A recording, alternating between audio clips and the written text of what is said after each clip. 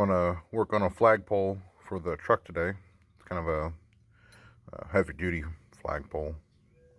So my plan is have it set up like that with a 1.5 inch tube in the center between here, and then that'll hook to the flag. So I'll kind of take a video kind of throughout. I'll show the prices of the things that I bought. I purchased a flagpole off Amazon, and it just seemed really small and flimsy, and I don't know, I wanted to do my own after looking at that flagpole.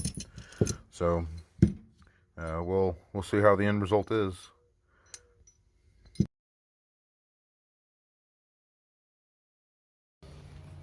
So here it is done. I know I didn't show much of it in progress, but all I did was buy this pipe, which is it's like a 5-foot pipe. It's 1.5 inch OD.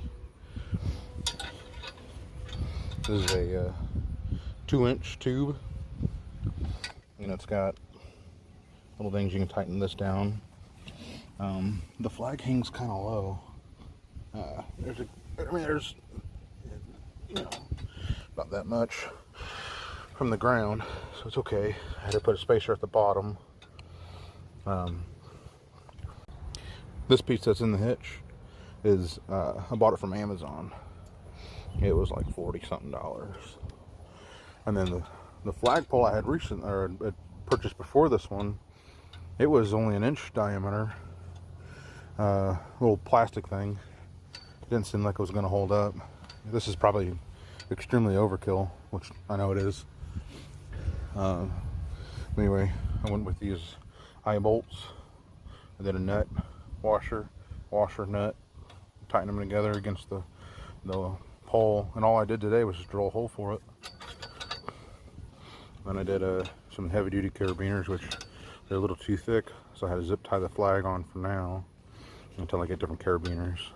When I go smaller carabiners, it'll also bring the flag upwards.